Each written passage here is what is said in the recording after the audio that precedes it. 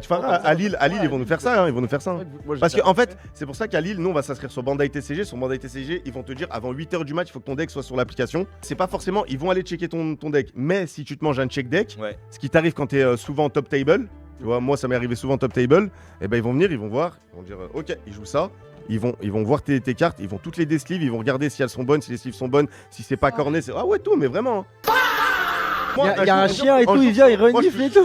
Je suis en tournoi One Piece, je crois, on est la 6ème round, je suis table 5 ou 6, donc je suis max. Je me dis, c'est bon, faut que je me concentre pour mon match.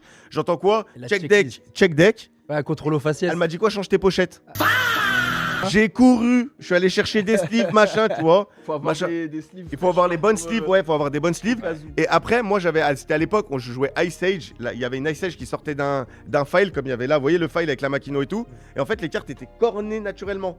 Elle m'a dit, trouve-toi des Ice Age.